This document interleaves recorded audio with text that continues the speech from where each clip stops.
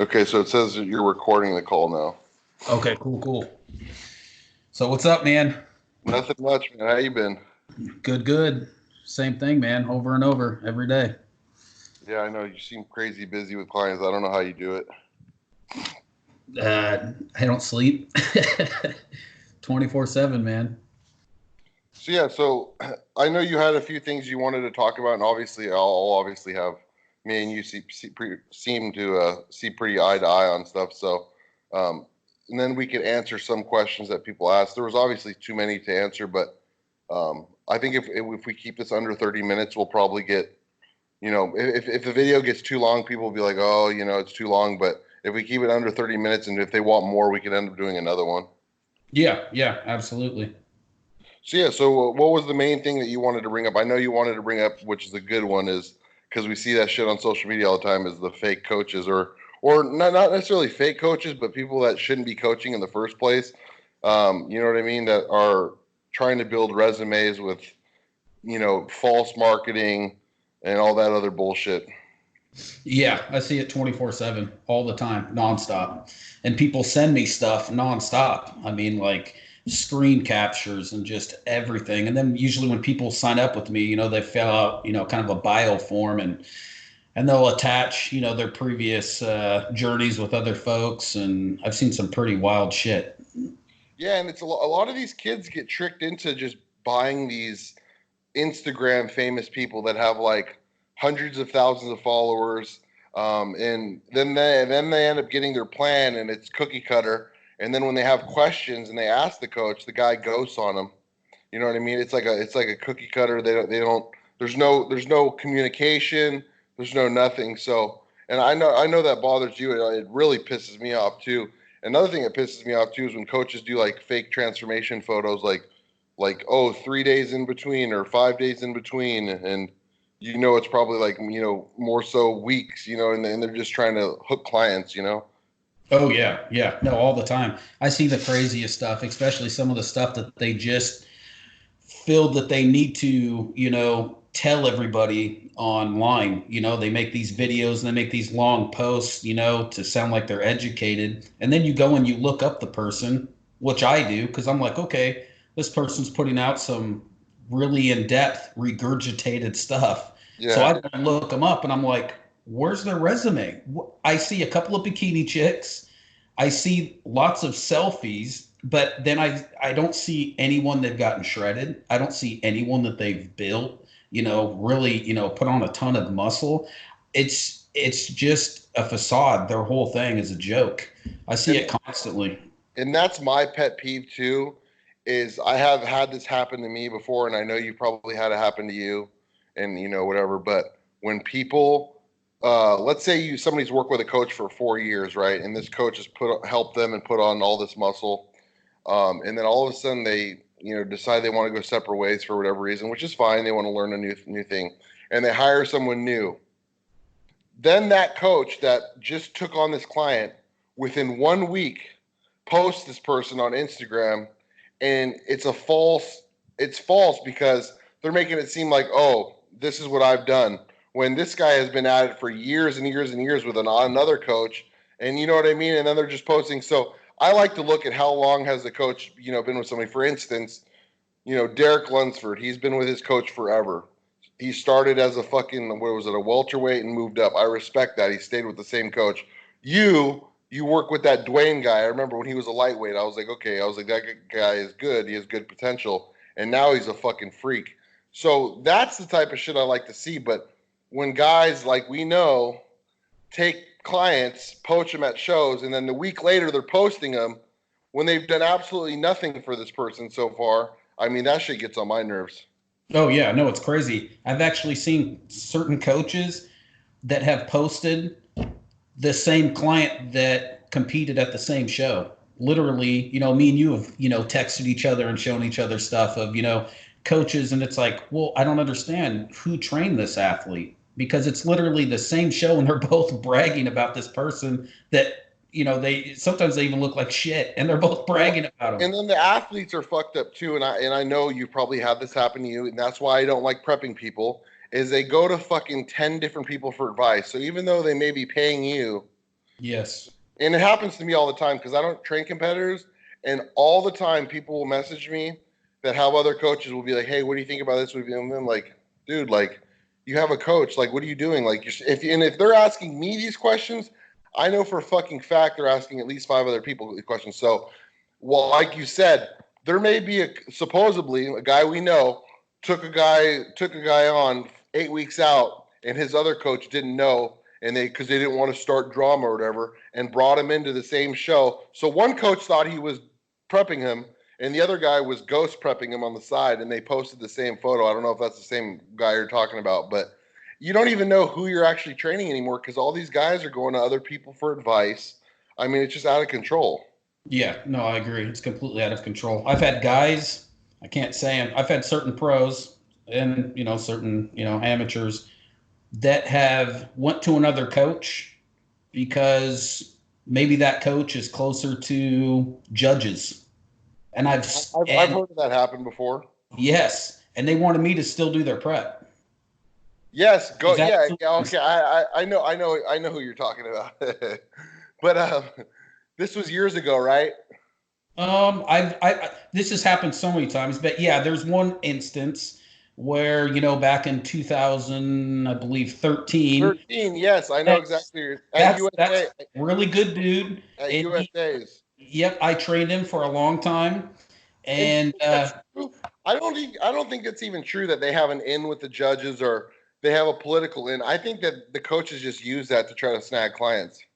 yeah, I could see that. Some of them, I know, that they are really close with some of the judges, if that helps, whatnot.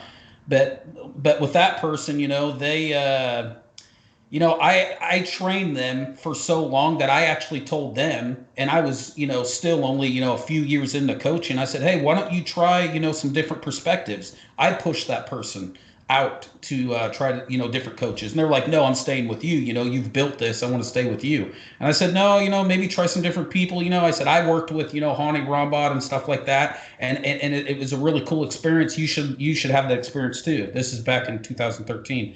And the person went and they worked with a couple different folks, didn't work out, and then They always end up coming back. oh yeah, it was crazy because they went with George Farah, and literally like 3 weeks into the prep, the dude is like, hey man, you got to take over my stuff, I'm fucked. And I was like, no. I said, no, this is a learning experience for you learning from another coach. He's like, dude, look at my plan. I'm eating bread and walnuts and Gatorade before bed. And I'm like, dude, you're fucked. So I went ahead and I took over the prep. And I was like, I don't want to cause any waves. Yeah. Go ahead, let that person take the credit, whatever. Yeah, Got it that's a filled. lot of money because George Farah isn't cheap. Yeah, dude. So even at the USA's, I was there with that person. And, George walked up to him and said, how you feeling? You're looking amazing. I didn't say anything. And he hands the dude a Lasix and a potassium. And George walks off. The dude looks at me and goes, what do you want me to do? And I go, throw the shit in the garbage. You don't need any diuretics. So about 45 minutes passed. George walks back up, looks at the dude's legs, and he goes, look how amazing you look. That's why you hired the guru. Yeah, that's a little. I didn't say anything. The dude was first call out, in the super heavies, everything was good, and I was just like, I said, I was a friend. I helped you out. I'll never do this again. He never placed higher than sixth, right? What did he place? He placed sixth, He, fifth or he, sixth twice. yeah, he's a big guy, but his structures. I mean, It's never gonna. He had great condition, big as hell, but just structurally, it's just not there for him. Yeah, he's a great guy, super hard worker, very meticulous. Once he gets set in that zone, I mean, it's game on. It's but his life has changed, drastically since Yeah, then. I don't even think he takes any anabolics anymore. As far as I know, I haven't talked to him. I don't talk to him that much. But as far as I know, he's just doing his own thing. Has a normal job, and he just has different priorities. But he's a good dude. And another thing too that we should talk about is I really can't stand this. Is as a coach, you should treat everyone the same. Meaning, if they check in with you, if they ask you questions, if they show effort and you know they're a dedicated person, individual, you should show all your clients, whether a pro, amateur, this and that, all the same attention. So I would say most of these industry coaches that are at the top, they focus on their pros and their moneymakers because they know they can market them. And the sad thing is most of these guys offer free or very cheap discounted preps or rates to these pros. And then the people that are actually paying them the money because of all the marketing, the guys that are on the lower level are the ones that are getting neglected. You got, wives of the coaches answering the emails. They don't respond for 2 weeks at a time. And these are the ones that are paying these guys, that are supporting their family, that are making a living for them, because we know most of these pro bodybuilders, they're not paying coaches. First of all, a lot of them don't have the money to pay a coach, and just they know that they could be marketed, so they're just, they don't pay. And I know that happens a lot, and to me that's sad, is when the people that are actually paying are getting neglected. That's true.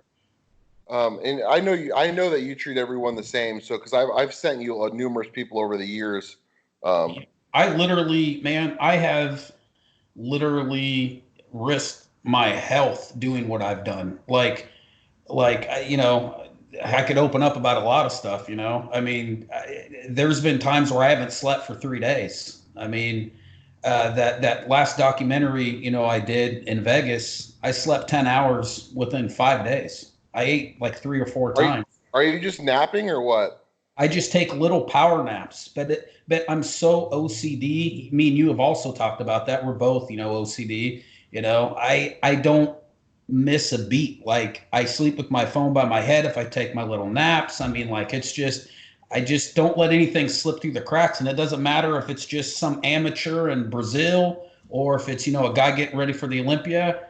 I just can't let it go. That's just me, I just can't let anything slip. Now, when you were competing, though, and coaching at the same time, and I know that you've been more of a coach than competing because you don't really do a lot of shows, but see, that would get stressful because obviously we know that you need sleep and prep. And it's funny, I see a lot of guys that tell me like competitors, not coaches, that tell me like, oh, I barely get any sleep, 2 to 3 hours a night. And you see that their physiques look spongy and they look soft, like almost like it has to do with cortisol or something. Mm-hmm. And it can't be good for an actual competitor. So if you were actually competing, I think you couldn't be your best doing that. I mean, you would have to sleep a little bit. That's why I was done. That's why, I had particular goals for myself. My thing is I wanted to be a 5'2" freak. And I did that. I wanted to be freaky. I wanted to walk around 250 pounds. I wanted to be on stage at 200 pounds. I did all that. I was very realistic. I only can get so big with my frame, and, the risk factor. I also have a wife and kids and everything like that. So as my training business, grew, I also, slowed down, kind of what I was doing, and I wasn't competing much. Everything was going into my business. Yeah, you can't. I don't know. I don't care what anyone says. You can't put 100% into coaching and competing if you're doing it at the same time. Meaning, if you're doing a contest prep and you're getting ready for a show, which a lot of these coaches do, that's why I always tell people, I'm like, don't hire a guy that's getting ready for a show or that's competing, because they're selfish as shit. Their brain is not functioning properly. And it's just not going to be good because you're not their priority at all. So, and I think that's good that you stepped away from it, because you can't be the best at both. There's no way. No. I'm more on the creative side, anyways. I'm sure before I got into this business, I was a commercial artist. So I mean, that's in my blood. I'm more on the creative side. And so that's my thing, I want to build freaks. That's my thing. I had my fun with myself, I'm clean now. We've talked about that. I've been clean, dude. I haven't touched creatine. When you mean clean, you're doing like a TRT? No, nothing. I have not touched creatine in 17 months. What are your test levels at? The last time I got blood work done, which was a couple of months, about almost 2 months ago, my test levels were at 60. Jesus Christ. So did you do a full post cycle? You just didn't recover, or you just came off cold turkey?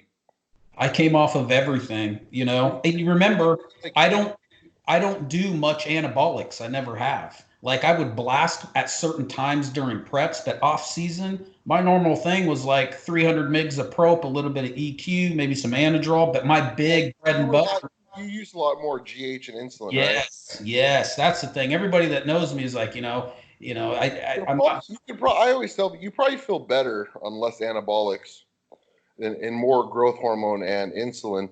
But I do not I think at the top level, guys are using a lot of everything. I don't think it's Oh, just they're using a ton of everything. Absolutely, yeah. absolutely. Yeah, it's crazy because I've had conversations with a few guys, and their numbers would blow people away. And people are like, "Oh, no way! No one could do that."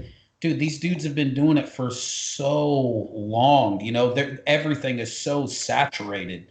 And to look like that, it's an unhuman look. Dude, that's what I've noticed with myself is because I was a dumbass and like I was a dumbass kid and like I abused steroids at a young age, right?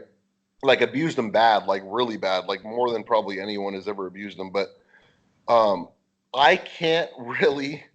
I don't care how good my nutrition is, how good my training is. I can't really progress much. I could go back to where I was, but I can't really progress much unless I push the anabolics high. My body just won't respond like it will. And I've tried it. I've tried the moderate dosages of like, 750 test or, 600 EQ or a lot of the generic cycles that a lot of these coaches are. And yeah, if you started off not using much anabolics, you'll get great results doing that. But I saturated my system at such a young age with pounding gear. I mean, pounding it like an idiot. Now I just don't respond. I just should nothing unless I'm running a good amount of cocktails. I just don't respond. It doesn't matter how good everything else is. You know what I mean? Yeah. So I do think these guys are bullshitting when they're at the top level and still making progress and saying, "Oh, well, I dropped my dosages. I'm using less now, but I'm getting bigger." I'm like, get out of here with that shit. Yeah, and sometimes it's selective words because sometimes when certain folks say I'm using less anabolics, okay, maybe you are, but you're also now using Increlex. You're Yeah. also using Lantus. They add something else in. Yeah. There's always a compensation there. So maybe they're more aggressive from one angle, but then they're able to say, I'm backing off here. But yeah, it's a whole other game at that level. Yeah, see, I mean, you work with a lot of guys at that top level, so you probably know obviously what more of these guys are using. But yeah, like I said, and the sad thing is that I see is I know my genetic limits, and that's why I put myself aside now that I have a kid and stuff like that. But a lot of people they don't have the genetics for this shit, and they'll still keep pushing and pushing, and they're not getting anywhere at all. You know what I mean? And it's like, oh my god, Yeah. it's really sad. Yeah. No, I see it. I see it. Unfortunately, Now, can you be honest with majority of your clients? Like, let's say if you get a guy, because I know you train a lot of old guys. Eh, if a master comes to you and he's like real delusional, and you know exactly who I'm talking about, and and like they're just real delusional, and they're a client, can you be honest with them and tell them like, listen, man, it's not happening, or oh, or I or do you, shoot it straight. I do. I always shoot it straight. Yeah, because there's some guys. Everybody's like, some dudes will hire me out of nowhere, and they're like, "I want the blueprint. You tell me the secrets. I want it now." And I'm like, "Dude, there's no secret." I'm yeah, like, that's the thing that pisses me off.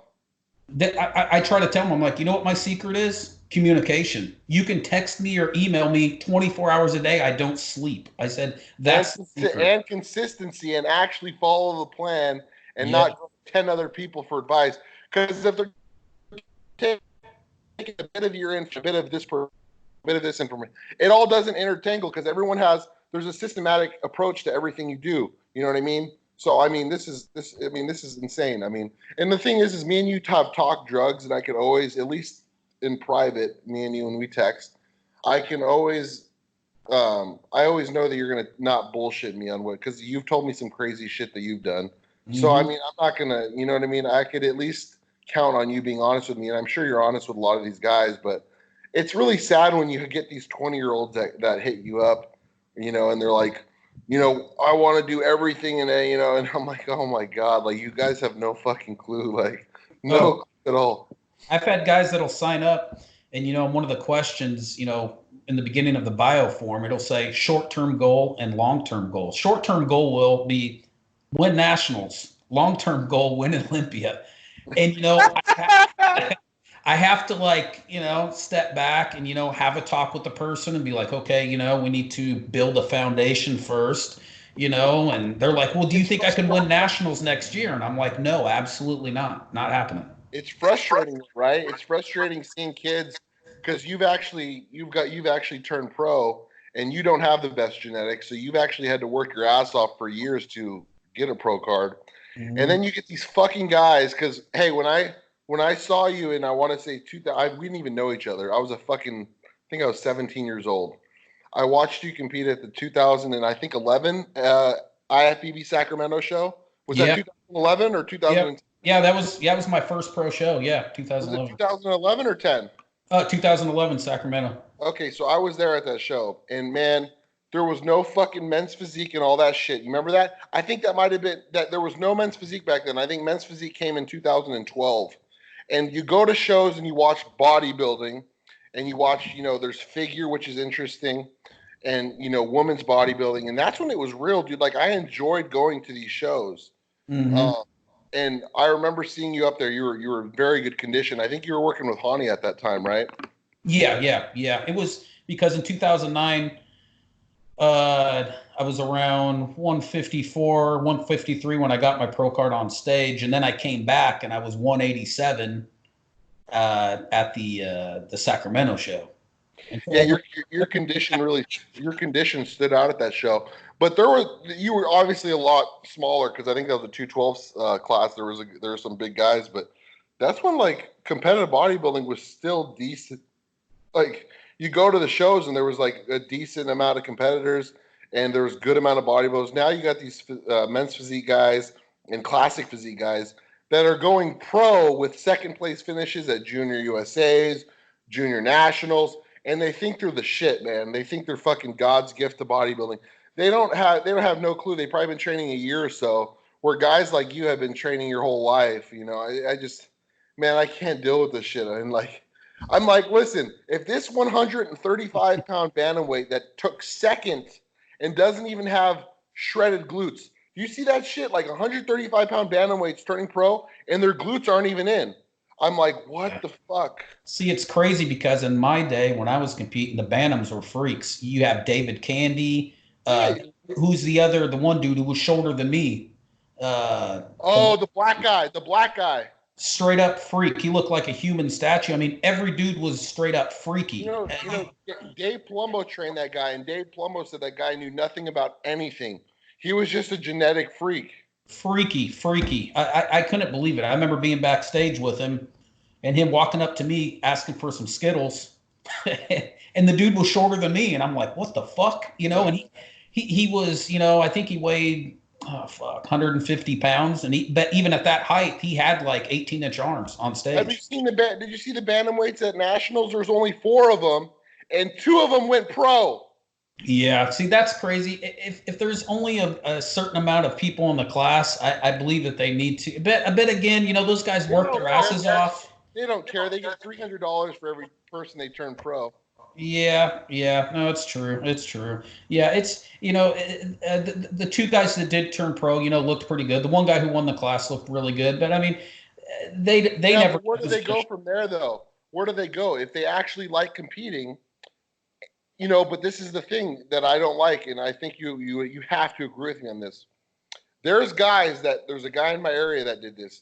They try to go pro in classic, and they don't go pro because these classic guys look fucking good, right? They're actually in condition. Then they go down to bantamweights or lightweights, and they end up going pro with a first or second place. Then immediately when they go pro, they enter a classic pro show. I think if you turn pro as a bodybuilder, you need to stay in that class. Because if you couldn't turn pro as a classic physique guy, what makes you think that you could, compete against pro classic? So there's many guys that do that. They go down to bantamweight or lightweight. They lose 10 pounds of muscle, suck down, go pro, and then they go right into classic and they get like last call outs. I think that's ridiculous. I think if you turn pro as classic and you want to compete as a bodybuilder, you need to go back into bodybuilding and turn pro as bodybuilder. Absolutely. I see dudes do that all the time that, basically slip through the easier way and then get in and then announce that they're doing a pro show. Those are the same fucking guys that all they care about when they get off stage is going on their phone and changing their IG to IFBB Pro. Like those are the same guys because they just care about the status. They'll go to fucking Bermuda, an overseas show just to go pro. Like these guys that went pro. So the guy that went pro in Bermuda last week, he got 7th at nationals. See, yeah, I mean that's ridiculous. I'm.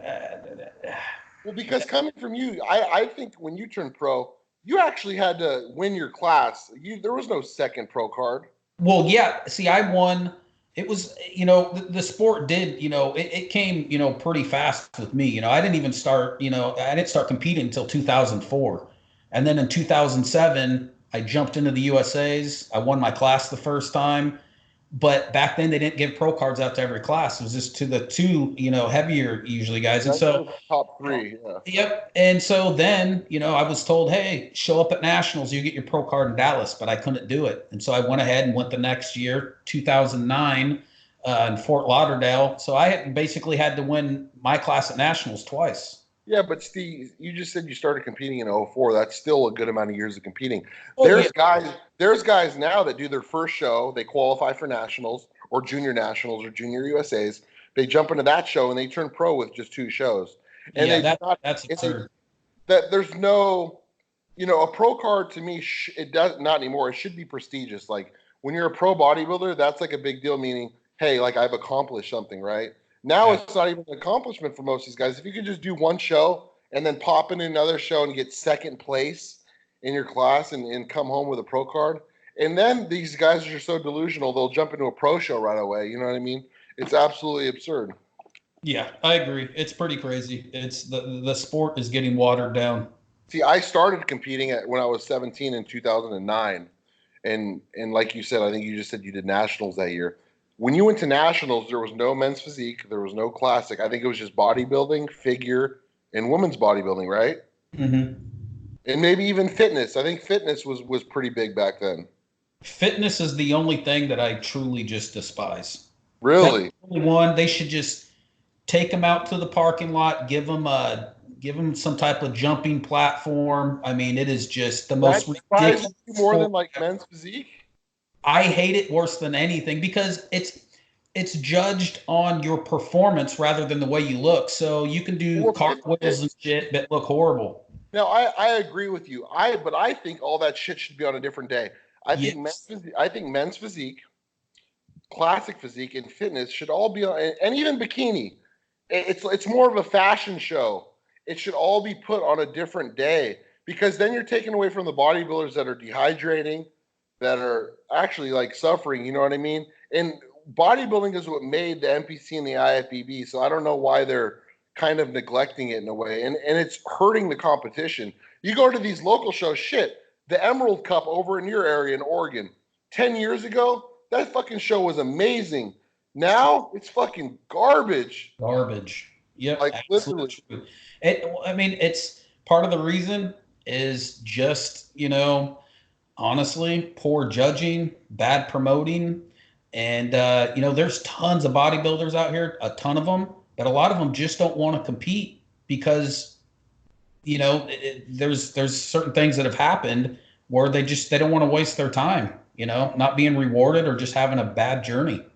I've seen it a lot. But, there's it's getting better. It is getting better. But yeah. 10 years ago, that show was amazing.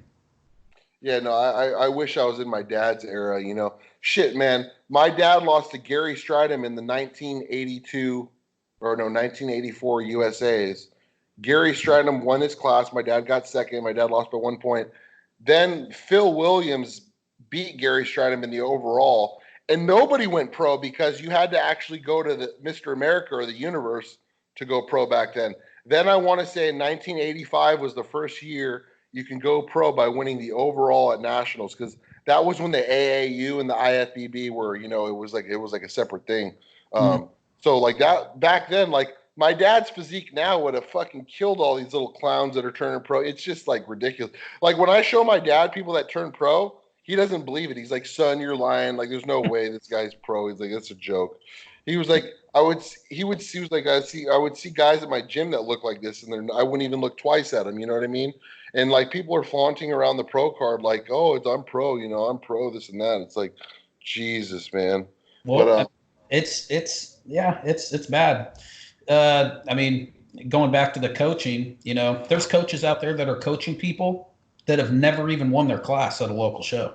oh, I know it's That's insane. the craziest thing I've ever seen. And you know why people hire guys like that is because they preach these fancy foods, Pop Tarts. Oh, I'll give you Rice Krispies before you train, and people are like, "Oh my God, I can get in shape eating fucking donuts and eating this," and it's turning. Nobody even diets really hard anymore. Like I know you're one of the few guys that's old school. You're a bulk hard, and then you're a cut hard, meaning Yep. zero carbs, zero fat, fish and asparagus, like the old fucking Kevin Levrone shit. You know But what's crazy though? My last prep, because I was doing 16 IUs a day of Serostim. I was doing it 4 times a day. IV. is that when you were shooting that shit in your vein?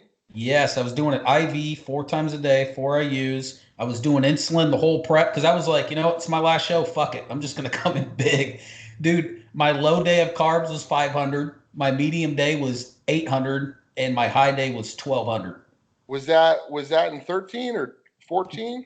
2015, my last show I did in Omaha, That Nebraska. wasn't, that wasn't when you had the Tremors on stage, was it? Oh no, no, that year was crazy. That was 2014. That was in Dallas. That's when I found out that I had that illness. I had no clue. And Wow, and the next year you still pushed it. That's crazy.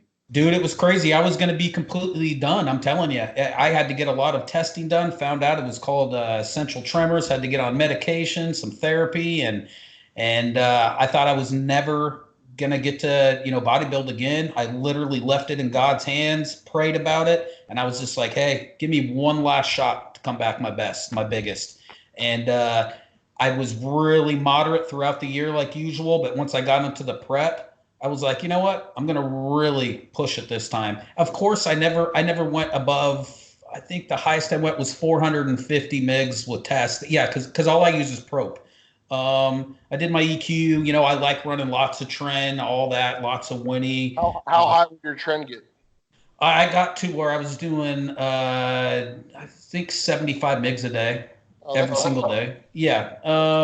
Winnie, I got to 100 a day. Anavar, 60. Hollow, 30. You know what's crazy is you say you run a lot of pro, but I know 3 guys that have worked with Hani that where he doesn't. I don't know if it's because you were a lighter weight class, but he likes to run sip all the way into the show with most of his guys. Oh yeah. Well, originally he wanted me running sauce or sip. The only reason I ran Prope for so long is because a lot of these anabolics give me anxiety. I would love to use DECA. I would love to use Saucenon and all those. They fucking make me feel weird. I Really? mean, I've tried it. I've tried it so many times back in the day. I tried a Nanthate. I tried everything. And then in 2009, when I hooked up with Hani, he's like, hey, why don't we try Prope? Because I had told him, about the anxiety and everything. He switched me over to just faster things, Prope, Anadrol, stuff like that. And it was a breeze. Yeah. And then in 2011 is when I tried I mean, and all that. a lot of the guys these days, I don't know where they get this information from. They like pull test out like a month out before the show or 2 weeks before the show. And to me, that's so dumb because your body's really relying on the drugs at that point when you're on a low calorie diet, when you're doing all this cardio. And then when you pull shit like that, your body just flattens out. I don't understand why these guys would completely remove testosterone like a month out. You know what I mean? It just doesn't Yeah, make a any month sense. out. That's a long time. I mean, it really depends on the individual. Some guys I can have them run it to the day of the show. Some guys I got to pull it, 5 days out, maybe 10 days out. That's guys that are really just holding Well, water. But I'm you don't like using much diuretics, but if you really think about it, if you are holding any kind of fluid from these drugs, it's nothing that a diazide can't flush out the last couple days. You know what I mean? And Yeah. I'd rather somebody like there's black guys that they have round muscle bellies. You can cut the test out and they're not going to fucking flatten out. But majority of the white guys, when I see that they cut the test out, they drop 10 to 15 pounds. And yeah, some of it might be subcutaneous water, but some of it's water in the muscle as well. Yeah, no, I agree. That's why it's individually based. Some guys, it just depends. I try to, we've talked about this. I'm big on anti-estrogens. I'm big on Yeah, Proviron. me and you too. Like I know we both like letrozole. You know Yeah, what I almost think of it like this, almost like a damp towel, just wringing it slowly, week after week, drying out slowly that way. That way you don't have to do any diuretics. The most I've ever had a guy do is a quarter of a Dizide twice. Yeah. I just if you do it that way with but again, it just depends on the individual. Some guys I can't do that; they'll go too flat. I make sure that they don't use any diuretics on the show day. I usually do a half Dizide twice on Friday, but none on show day. I think the biggest mistake is when people cut water and they leave it out. And I'm big on cutting water, but when they cut the water and then they leave the water out and then they're still taking diuretics on top of that, that's just dumb. Yeah, yeah. Oh, You know what I it's mean? crazy. I see a lot of crazy stuff. It's just Now, this sport is definitely something. a question I have for you as a coach. Why do you think that you've had such success? I think your clientele probably when everyone was talking about who do you go for to get big? Blue Taylor, Blue Taylor, Blue Taylor. Because people come to me and your name peaked around, in my opinion, your name peaked into about around 2017. Now, why do you think, you were never a great pro, you never placed well. Why do you think that you've been such a successful coach when there's been other guys that have way better physiques, you know what I mean, have placed better, who've coached that are not nearly as successful as you as a coach? What do you think you're doing that other people aren't doing? Honestly, communication is a big one. Communication is a big one. I think a lot of people came to me in the beginning when I started really blowing up my coaching, when I was done with competing, because they saw this dude was a bantamweight and turned into technically a heavyweight on stage. How did someone 5'2" that should be walking around at 150 pounds walking around at 250? When I started off, I had 14-inch arms and then, got my arms up to close to 21s at a person who's 5'2". I think that was, some momentum. But then when it comes to the actual knowledge of stuff, I'm very OCD. I want to learn. And I'm big on communication. I care about my people. You also don't have an ego like a lot of these guys. Nobody likes a coach with an ego who thinks they know everything, who talks down to their clients. We know guys like that. Mm-hmm. I think that's big is because these guys that have these big heads, like they know everything and everyone else is shit, right? It's all a facade. Every time I've talked to you, I've never got a vibe that you've ever had like an ego or stuff like that. But you do put a lot of muscle on guys and you do put a lot of weight on guys. And you know what really pisses me off is because I've stood up for you many times. Is I'll get texts, oh, he's unhealthy. He's fucking, he's this now. I'm like, listen, motherfuckers. If he's unhealthy, then I'm fucking horrible because I know you don't run much anabolics on your guys because, you work with my friends, Jason Coley. You've worked with a lot of guys that I personally know. And I don't think anything you do is unhealthy. Yes, you push the insulin, but the insulin is the fucking healthiest drug in bodybuilding. If you use it right, there's no real side effects. If you use it correctly, it's amazing. Less amazing. stress off your pancreas. With all this food and protein these bodybuilders are eating, they need some, pancreas support with insulin. So I do like I said, man, I've stood up for you many times. Like, hey, why do you give Blue Taylor shout outs? Why do you send people his way? Well, what's funny is I train more clients than anyone in this industry. I've never had anybody go to the hospital or die. That says it right there. How come I'm getting... the guys that preach the fucking health are the guys that are putting people in the hospital. Yeah, that's the craziest thing is some of these dudes, have said, oh man, he's so unhealthy. What are you talking about? I've built more freaks than anybody, and nobody's going to the hospital. No one's dying. But the people, I'm not going to say names, people have died underneath their watch. Yeah. That's Well, we knew about that whole fiasco in 2014, but the main guy that was telling everyone and spreading that you're the most unhealthiest coach was your main rival over in Oregon. But yeah, I mean, but what's just sad is that I know you guys had kind of rekindled your relationship before all that happened and stuff. So and then he was still talking shit behind your back when people would hire you. But I mean, like, dude, like, that it's just like I think that you have been able to, because your name peaked in 2017. I know I could recall it because I don't know if it was just because you were bringing so many people to the national stage, or you would take lightweights and make them middleweights or whatever it was. But I remember that your name peaked, and that's when I sent you the most clients, was like 2017. And I don't know how many clients you have, but I know for a fact if you take too much, it's just sometimes the quality. It just, I don't know. It's never, it's not really, it's not healthy to not sleep too. So fuck, man. I hope you you get some more rest. yeah, no, I love it, dude. I mean, honestly, because 90% of my communication is through text and email, so it's real easy, and I like everything documented. Right now, like I train over 270 people across 23 different countries right now. I got guys in the NFL, and it's so funny. People saying, "Oh, he might be aggressive." I train multiple doctors.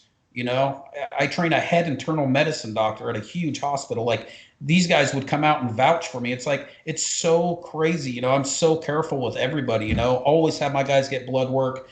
It's the problem is that these other coaches, they don't have the tools that I have. They don't have the clientele, and they don't have the results. You don't charge that much either, right? No, my prices are fair. I charge $1,000 for 4 months of off season, or $1,200 for 4 months of prep. Yeah, that's about the going rate. Yes. Now, Fair. check this out. Our buddy over there charges $400 a month. In the contract, they only are allowed one email a week. And on top of that, his wife usually responds to the emails. That to me is the most fraudulent fucking bullshit ever.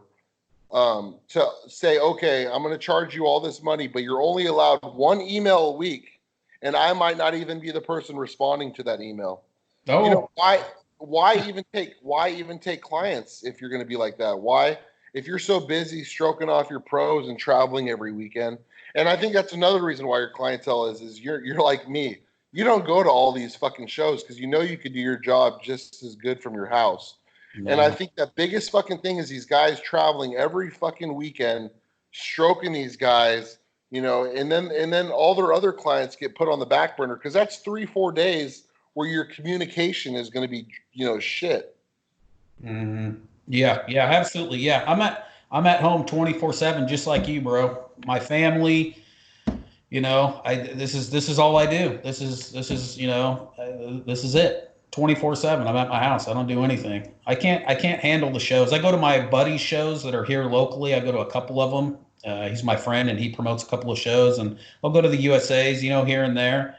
But you didn't go this year though, did you?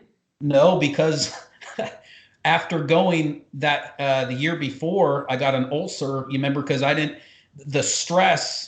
I slept about a total of 10 hours within 5 days. Well, you guys get that big hotel out there, right? Or a big house? Yeah, we always get like a huge house, like a 10-bedroom house, a different one each time. And so it's pretty cool. Jay Cutler came over and everything like that. So it was definitely cool and good for business. But honestly, it took a toll because, people see me go into my room. I'm not getting a break because I'm still on my phone nonstop. I was peaking guys that were getting ready for, nationals in Singapore when I was literally getting on the plane flying back to Portland. Like, it never ends. So it was pretty bad. I couldn't go to the Olympia with Dwayne because of my ulcer. Like, it was so fucked up, man, because I was trying to pay one of my close friends. I was going to rent an RV and lay in the back and have my buddy Brandon drive to Vegas. And we couldn't get an RV that soon. And I was trying to be there for Dwayne, but it wasn't happening. Yeah, but you could do. I know that Dwayne is a head case. He probably wanted you there, but most clients, if they have a good head on their shoulders, you could do your job just as good with pictures and communication. Oh yeah, And yeah. for me, I can't even go to shows because people bother me so much, and I can't. And I'm a friendly guy, but I would rather be at home and be by myself. But if somebody's going to come talk to me, I'm not going to shut them off. So I end up doing my job worse if I travel because I got all these fucking people approaching me trying to talk to me, and I'm not there, doing my job. So I'm better off at my house altogether. You know what I Oh, mean? absolutely. I agree. I'm better at my job if I'm in my own element, because you can always step away. You have your support system. You can step away from the stress. When you're in that house, there is no stepping away at all. You could focus on each individual better too, for sure. Oh yeah, yeah. And I notice everything is just a bit more consistent with lighting, with the location of pictures. It's just a lot better. I definitely choose to do it that way. Yeah. But So this doesn't too long. I want to ask you two questions that were the main two questions that people were asking, and these are people that are like good bodybuilders that wanted me to ask you this, and also even I'm curious on your intake on this. So we'll end with these couple of questions, and if people end up liking this video, we could do more or whatever. yeah. Now I know you'll be a straight shooter. People know you as like the insulin guy, like, oh, who likes insulin, this and that, because a lot of coaches lie about it. A lot of coaches will use insulin with their top pros, but then when their amateurs ask them about it, they'll be like, I don't even use insulin, I don't believe in it, and all this fucking bullshit, right? So what has been, as a general, I know everyone's individualized, but what has been your favorite way to use insulin in the off season? And do you use it, or do you think it's beneficial to use in a contest prep? Okay. Yeah, definitely. Again, individual based. I've used it so many different ways. I mean, there are so many types of insulin. That's the whole thing. There's Humalog, Novolog, Apidra, Humulin R, Novolin R, Novolin N. Then you got the longer actings, Lantus, Levemir, Toujeo. I mean, you could go on and on. It just depends on the individual. With certain people, you are allowed to use it during contest time. Certain parts, maybe, on days where, you're reloading, with carbohydrates. Some guys are able to use it every day pre-workout, just to maximize hyperemia during that window, and use the rest of the day to burn fat. Me personally, what I've always loved to use on myself, was a fast acting or a long acting, because it's so much easier to control. I would, with Lantus, I would usually use between anywhere from 50 to 70 I'm talking about myself. I remember experimenting and going up to 110, and that was fucking amazing. I did like it. But Lantus doesn't peak, but again, it's not forgiving because it's constantly there to shuttle nutrients. So if the glucose isn't there, it's going to let you know. So, you have to make sure that you're very punctual with your food. If you are, you're going to be pumped 24/7. Your IGF levels are going to be through the roof. It's amazing. So like you're saying, you wouldn't use Lantus in the off season. I mean, in contest prep, you would use something like Novolog or Humalog around the training if you were using Yeah, contest. yeah, So you're saying absolutely. Lantus, you're saying, is more of an off season muscle builder. I would say so. Yeah, for the majority of people, and definitely for myself. Yeah, I and know. especially in combination with pharmaceutical grade growth hormone. Now, do you see a dip like for instance, I know some bigger bodybuilders that do 150 to 200 units of Lantus when they wake up. Do you think that if you run the Lantus more than a few days in a row, you kind of lose sensitivity, or do you feel like that's bullshit? That's bullshit. Yeah, So, everybody's different. I have, seen clients, and again, myself, I've, run Lantus up to, 3 months. It depends on how you use it. And there's other things like metformin and other things to keep that sensitivity going. so Uh, do you use the metformin on the days that you use the insulin, or do you use it on other days? I've done it both. Both. Again, it depends on the individual. That's what I'm saying. It's so complex. There's so many different ways. These are basically like individual specific tools for different situations for different people. But you don't see a downfall of using metformin. Let's say if you're using 100 units of Lantus, right? And your blood sugars are still kind of high in the morning because you're using a good amount of growth. You don't see a negative effect of adding metformin to that Lantus to bring your blood sugar down. Negativity towards growth. Yeah, I think it's bullshit. Me personally, a lot of people say don't use metformin because it lowers IGF in the body. Yep. I That's the think whole thing. When you are in a high anabolic state and you're on a good amount of growth hormone and Lantus and everything, the metformin is not going to cause that much of a dip at all. Like I don't think it's gonna make a difference in your physique or muscle building.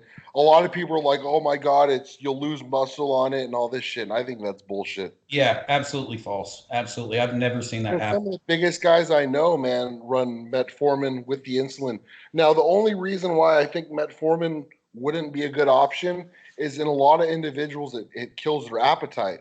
So It, if you need to be eating a lot and it kills your appetite, then I would not recommend it. But honestly, man, metformin for me is one of the best drugs to run pre-contest that nobody runs, especially if you're using a good amount of growth hormone. I've seen so much good use out of, especially with females. Something about women and metformin, how it like really lowers, keeps their blood sugar low, and it really helps with fat loss where you don't need to starve them to death, and they'll get just as lean. And I've seen it with a keto diet where I've used metformin on myself for like 2 to 3 weeks on a keto diet, where I've used a keto diet without the metformin, and I've seen so much more fat loss with the metformin in the diet. And these are the kind of experiments that I know me and you have done. And I think that's why it's so beneficial to experiment like that, is because science doesn't always tell you everything. You need to see absolutely. how it actually applies when used. You know what I mean? Yes, absolutely. I agree. Absolutely. So You have you ever used metformin in a contest prep? I have not, but with clients, yes. Yeah, that's what I mean with clients. Oh yeah, absolutely. Yeah, yeah, absolutely. All that's the whole thing is all of these are amazing tools for different people at different times and different situations. That's the whole thing. Like sometimes I'll have people contact me, what is your style with chemicals? What's your style with food? I don't have a style. There is a million different procedures you can Yeah, do with different types of people. yeah, you don't, because you had one of my friends on really low anabolics, and then another guy sent you. You had him on pretty high anabolics. One wasn't as big as the other guy, so that could have been why. But I bet you anything it was because when they sent you their questionnaire, they were already running a ton of drugs. So you're not going to be like, take 300 megs of prop now. Yeah, yeah, yeah. Sometimes that's a thing too. Sometimes I got to shut these guys down and clean them out. And they're upset because immediately they're like, I want the blueprint. And I'm like, sorry, buddy, we're gonna have to clean out and detox. That's the blueprint for right now, and then we'll grow. That must annoy the shit out of you. You Uh, set yourself you set yourself up for that though, with when you post these fucking big guys. um, Yeah, so okay, and the other question about insulin that and this is a question that everyone has a different answer about. Healthy fats while insulin is active. What is your take on that? Absolutely, absolutely, you can use healthy fats. Absolutely. Okay, so you are just like me. I think when you're going in a contest prep and you're using insulin a couple times a week, I would say pull the fats out. And in a contest prep when you're trying to get lean, and it'll actually spark your metabolism if you pull the fats out and you use something like Humulin R or Novolog or whatever.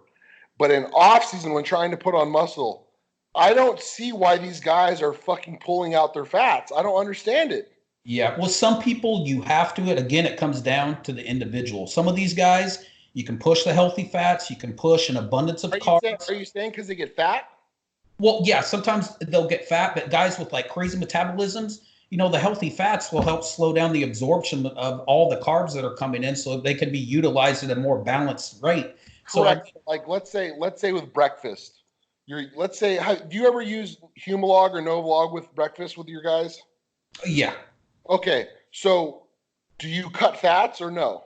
Depends on the person. Again, depends on the person. If this person, because I mean, if you use insulin wisely, and there's a million different ways of using it, you can get lean at the same time. But if, like, say this person is already, kind of soft, first of all, I'm not going to use insulin with them in the morning. I'm going to try to utilize the day to burn fat and then use it to, maximize, everything around their workout window. But if this person's in the middle, yeah, we could use a little bit of fats. Yeah, healthy fats. Absolutely. Yeah. So what to you is a great anabolic breakfast for I'm not saying you don't have to give me portions, but like whole eggs, egg whites, oatmeal. What's your go-to for a breakfast if somebody's on Lantus or something like that? If somebody's in good shape, if they're holding good off-season conditioning, If they're under 10% body fat. yeah. Then of course, you have more room. So I mean, you could do a breakfast with, a cup of egg whites, 3 whole eggs, a cup and a half of oats, or 75 grams of carbs, some cream of wheat, cream of rice. I'm big on fruit, a little bit of fruit. And depending on, how much muscle that guy's carrying, sometimes I'll even have him do a steak on top of that meal, or a protein shake, or even more carbs, some Ezekiel bread. It just depends. But also, some fats, a little bit of avocado, maybe some mac oil. I love mac oil, some nut butter. It just depends on the person. So you're just like me. A lot of these guys, they pull out their fats. And like you're saying, if you feel like the fats are slowing down the digestion and you're bloated, I could understand. Now, my go-to breakfast, I don't know if you've ever used grass-fed butter with your guys, but I've started using it on myself when I started working with Mike Arnold in 2015, and I really liked it. So like a breakfast would be like 3 whole eggs, a cup and a half of egg whites, 2 slices of Ezekiel toast with just a little bit of grass-fed butter to cover the bread, just a little bit, probably about 7 grams of added fat from butter. And then I have oatmeal or I really like cream of wheat in the morning with maybe a little bit of apple juice and some berries. You know what I mean? Mm-hmm. I think that's a good breakfast, but I think a lot of these guys, they are scared to eat in the off season, meaning they're scared to have a little bit of sugar from the fruit. They're scared to add olive oil. They're scared and I think that's a big downfall. You know what I mean? Yes, food is the most anabolic thing you can get your hands on. Absolutely. People need to be eating way more, way more. It drives me nuts. You look at the guys that have built so much mass, legends in this sport. They were all ravenous with food. I mean, it was nonstop. They were literally professional. All the big guys were massive eaters. Yes, absolutely. Yeah. Absolutely, man. So yeah, those are the 2 questions that people wanted me to ask, and I was interested in the healthy fats because I could understand in a contest prep when you're trying to get shredded and you want to use the insulin to speed up your metabolism, you pull the fats. But when you're trying to grow, fat stabilized insulin, it slows down everything. I think it would be a smarter approach to keep the fats in. And like, I wouldn't even use insulin on somebody who's over 10% body fat anyways. So that's out of the question. But if somebody's in shape, I don't see the point in neglecting it. Yeah. No, I agree. I mean, again, it all comes down to the individual. I mean, there's just so many different ways of doing things. There's so much horrible information out there. The 2 biggest things in high level bodybuilding that are being utilized are insulin and synthol. 2 amazing things, but sadly, they have gotten a negative stigma about them that people stray away from them. And those 2 components are healthier than any of the anabolics. I agree. It's really crazy. And that's why muscular development, one of the reasons why muscular development took my video down that I did for them. One of the listeners said, "What's the safest drug in bodybuilding?" And I said, my honest answer is insulin. Mm-hmm. And I guess Steve Bleckman, the owner of MD, fucking hated that. And I also said that Matt Porter killed someone in 2014. And he fucking, he in Matt Porter reported the video and he took it down, but he was mainly upset with the insulin thing. And I'm like, that's the truth. Insulin is the most healthiest thing, and as a drug, it's way healthier than the anabolics. Yeah, absolutely. It's just they're tools that people don't know how to use, and so they automatically get thrown under the bus. That's it, the same with synthol. People, automatically throw it in this category of, oh, this is temporary fake muscle. No, we're just trying to use it to expand the interior of the muscle with inflammation so we can stretch the fascia and then in turn grow more muscle. And if people ever use synthol the right way, and that's why I carry it as a product, because I only carry products that work.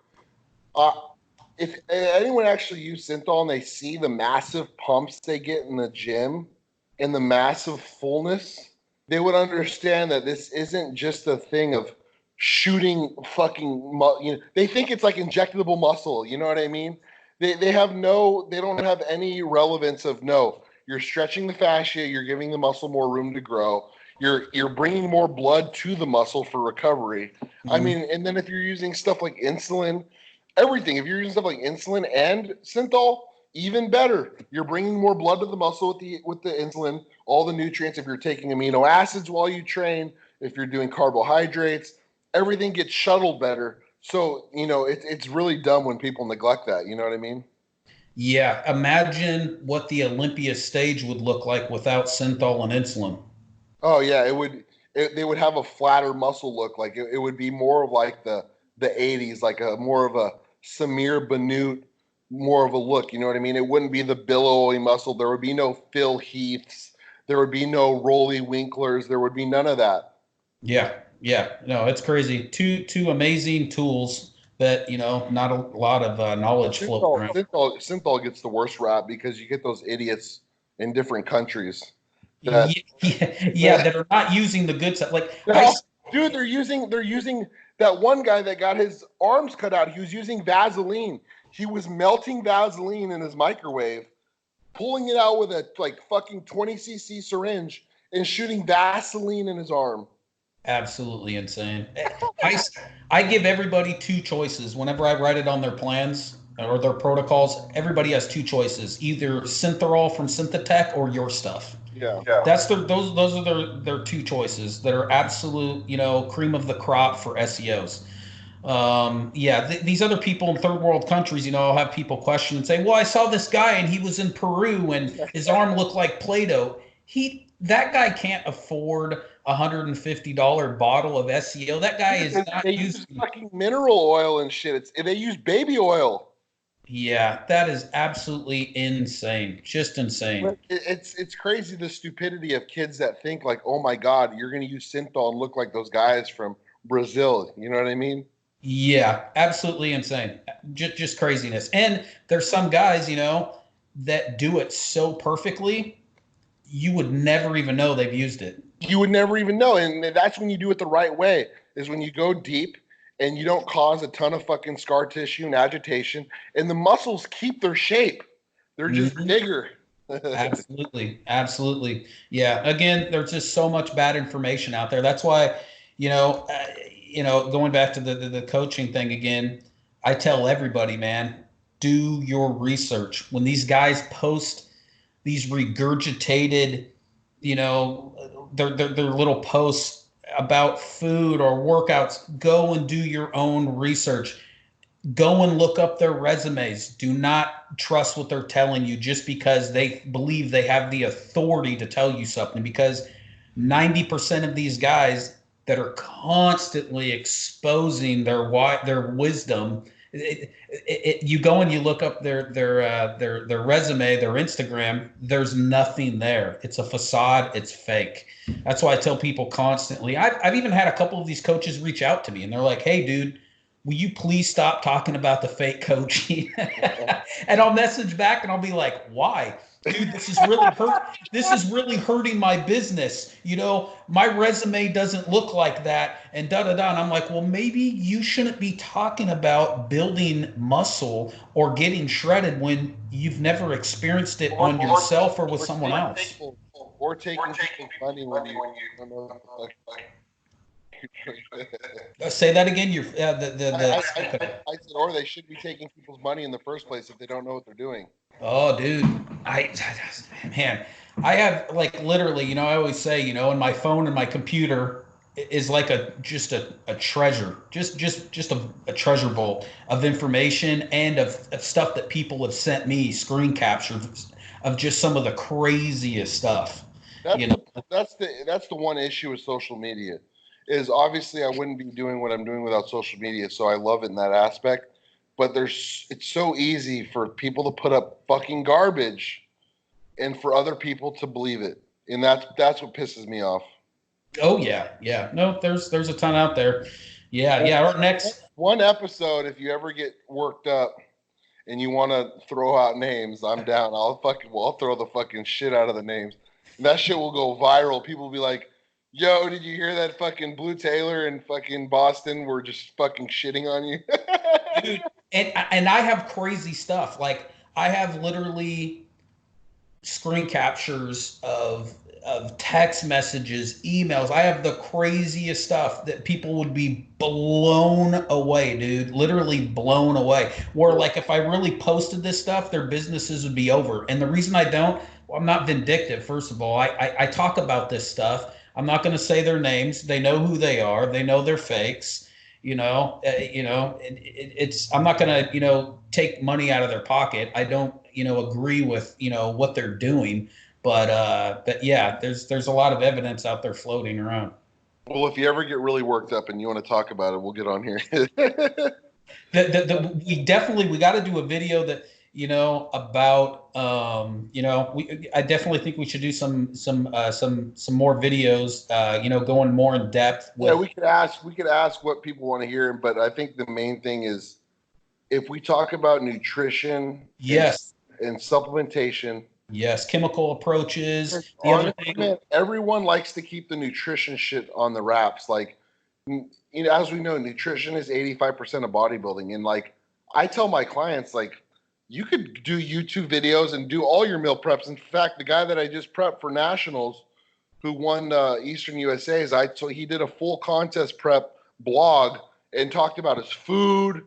I told him do everything, man. But a lot of these guys, don't talk about the food because obviously 85% of it's nutrition. Yes, And that's the part that is make or break. So if you want to get on here and do a little bit more of a nutrition videos with supplementation videos, like insulin timing, growth hormone timing, that's the information that people want to hear. So if you ever wanted to do that, let me know. yeah, definitely. Again, I don't want to, continue, repeat myself, but like, again, I mean, we both know there's thousands of different ways to do it, but definitely, breaking down. I agree. There is a lot of ways.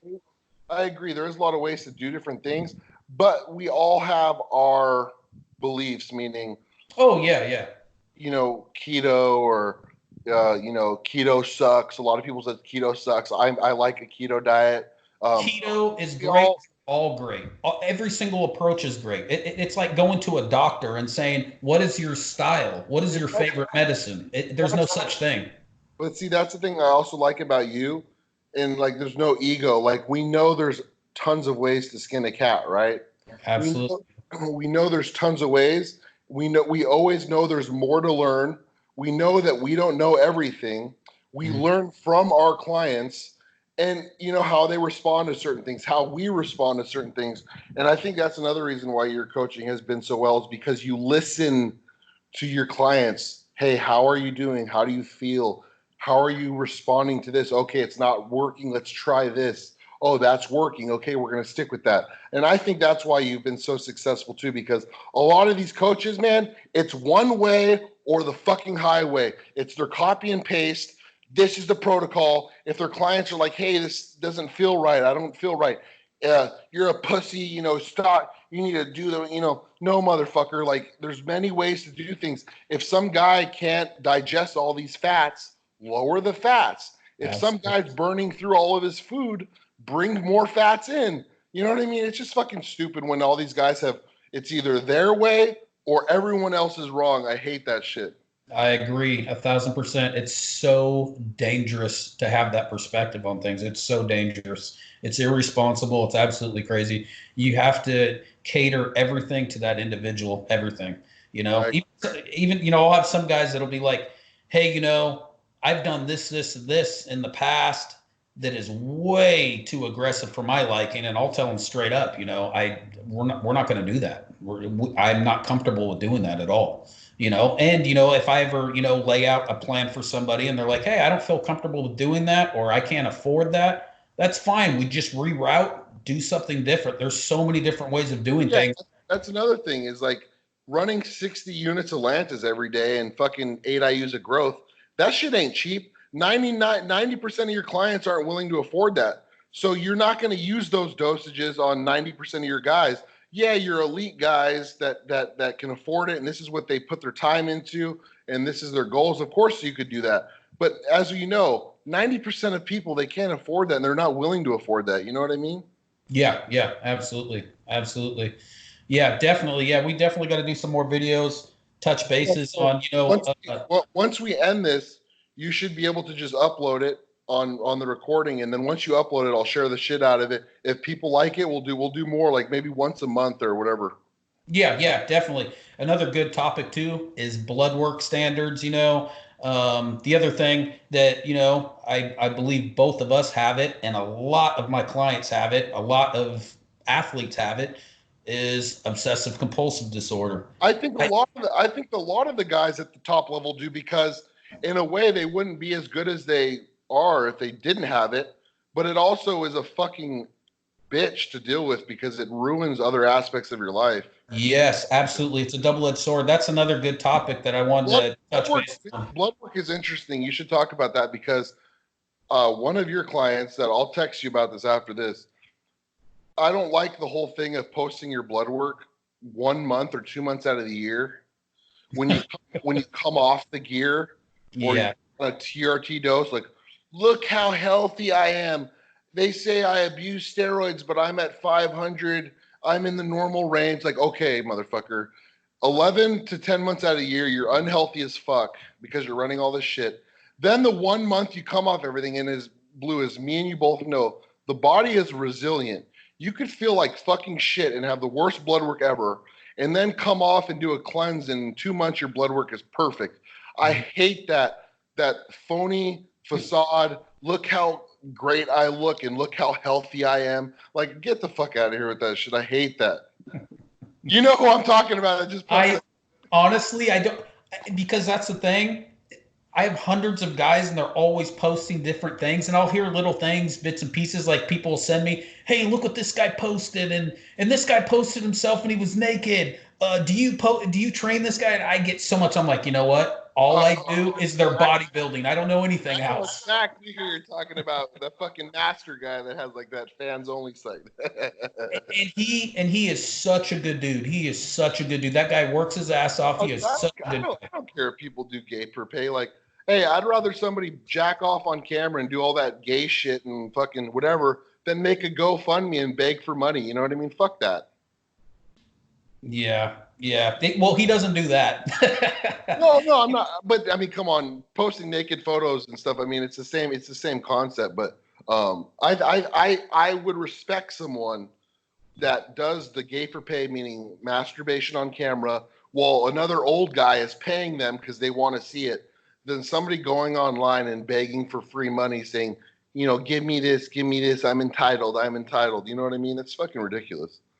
I mean, Yeah. I know you as a Christian, like you're like, fuck that gay shit, like horrible, because when I came out for my gay for pay site, my dad's like a strong Christian, like real. He runs a life group. He's like, son, why would you do that? And Well, my thing is this: it's everybody's. The thing is, regardless of somebody's sexual preference, I believe you have to love that person no matter what. I believe you have to love people no matter what. It's the hardest thing to do sometimes, but you absolutely do have to love them no matter what. I truly believe that we are all brothers and sisters underneath the same God. I truly believe that. If somebody takes a certain route in life, that is between themselves and God. But yeah, I wouldn't choose, that lifestyle for myself or make those same type of choices. But I do believe that they are still, a child of God, and I have to love them no matter what. No, I completely agree, man. Like the whole homophobe thing. Like, hey, I think it's more of a genetic thing. I completely with the gays and stuff. Do your own thing. Obviously, I don't like when people push it on other people, but you are who you are. As long as you're not harming anyone else in the process, I don't see the hate. Yeah, I have, a bunch of gay clients, and they're some of the nicest So people nice, in my life. They're some of the nicest. and they're intelligent. Oh no, they're great people. It's just, they happen to have a different perspective on something. But, some of the best people that I've met in this sport, you know, have different lifestyle choices, but I have a different lifestyle choice. Well, Everybody has a different lifestyle I'm choice. glad you're not one-sided because a lot of the people they're 100% by the Bible, meaning gays are not supposed to be accepted. It's a sin, and they're so stuck in the Bible that they actually hate gays. They hate this, and I've seen it so many times where these guys are just so stuck in that, and I hate that because listen, I'm not religious, but if there is a God and all that stuff like that, you damn as hell know that he loves everyone the same, and he put everyone on this earth, and he's not going to hate a certain person because their sexual preference. There's no way. Yeah, I mean there is, certain guidelines, of the Bible, and whether someone, has a different perspective or whatnot, um, the whole thing is that, again, we're all children underneath God. We all have different sins. We all have different sins. So one person casting a stone because that person lives a different lifestyle when they're, committing, whatever they're doing, it's between themselves and God. Honestly, it's between that person and God. At the end of the day, if people, and it sounds cliche, but if people actually loved people more, everything would be so much better. Everything, society, everything. And a lot of it's how you raise your kid too, man. As much as you and me know, there's a lot of people that should not be having kids out there, and it sets they're setting their own kids up for failure because of the way they're raising them and all that shit. So me being a newly father now, and my kid's 19 months old, you want to be the best role model possible because you don't want my parents raised me the right way. I know your parents probably raised you the right way. The last thing you want to do is be some deadbeat dad. You know what I mean? Fuck that. Yeah, yeah. Well, my upbringing was psycho, so Well, I can't say that. there's a lot of people, man, that have had that, and but they've actually been able to correct the mishaps. But Yes. for the most part, a lot of people can't correct it when they're raised like shit and they're treated like shit at a young age. It's almost like it's instilled in them to be a shithead. You know what I mean? It's like fuck. Yeah, no, some people should not reproduce. I mean, that's just the way it is. Some people shouldn't drive. Some people shouldn't bodybuild. It's the Yes, way it is. But yeah, dude, I that's the definitely. hardest thing for me to tell people is when they come to me complaining about a placing, like people that think they're my friend or whatever, and they're like, I got fucked at my show and I should have done better. And I'm like, dude, your physique is, and I'll tell them, dude, like I've lost so many like acquaintances. I'm like, dude, you deserve what you deserve. Your physique is not good. Like, what fucking mirror are you looking in? And I'll straight out tell them, like, dude, you're looking in the wrong, like your perception of yourself is up here, but Yeah. you don't look that good, man. You really don't. And when you tell people that, they lose their fucking mind, man. Yes, there are some delusional people out there. I've ran into that quite a bit, where Oh, I people. bet. With all those fucking clients, I bet you a good percentage of them are delusional. I've had people really get upset at me and like almost hold a grudge because I had to tell them the truth. Some of these guys, it's absolutely insanity. It's like they'd rather you lie to them. Yeah, yeah, which I'm not going to do because it wouldn't be right for me to do that, and to tell them, everything is perfect is not going to help them grow in the sport. you know, and that's kind of what, separates, great bodybuilders from weak ones is just the exception of where your placing is genetically and what you're capable of doing with it. I agree. So yeah, we'll definitely post this, and then we'll get people's thoughts. And then if you want to do another sequel to this, we can, and we could go off. And if you ever do want to drop names, let me know. I'm always down to drop names. My thing is, I just don't want it to affect I their know. Or like I don't get affected by social media, but if we started calling people out and then people started going on your page talking shit, you'd probably flip out. Yeah, well, my thing is, people are going to say what they're going to say. I just know that with the stuff I could say, I mean, I have just so much proof. I mean, everything of some of these people, what they have done, it would really affect their business. So I'm not going to say their names, Yeah, but honestly, Blue, do you think they deserve getting business when they're doing shitty things, like when they're actually stealing from people and being fraudulent? I think that certain people do need to be called out, and that's why I do call out certain people, because I think that if I could save some kid, $500 or whatever it may be from hiring somebody that's going to scam him, I think that, I've done something right. You know what I mean? So, yeah. No, I see your side to that. Absolutely. Yeah, I respect that. Yeah, that's the one thing about you that I highly respect, man. You do shoot it straight. I mean, there's times, just between you and I, not, broadcasting things where you've laid it out to me with certain things. And yeah. I totally respected it, and we talked about it and moved forward.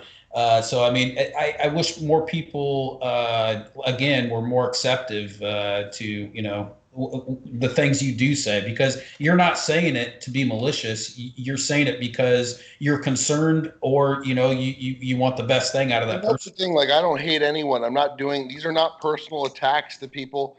It's just the truth. And I don't like when people don't see reality. And I'm like, and I usually will not broadcast it unless it's pushed upon me, where they'll keep, and I'll just be like, you know what I mean? But if somebody's in their own world and they believe it, when they start posting it and when they start, giving a false advertising to other people, and it starts affecting other people, that's when I'm like, like when I'm like, these kids are getting robbed by these Instagram coaches. Like, I don't know, that stuff to me needs to be called out.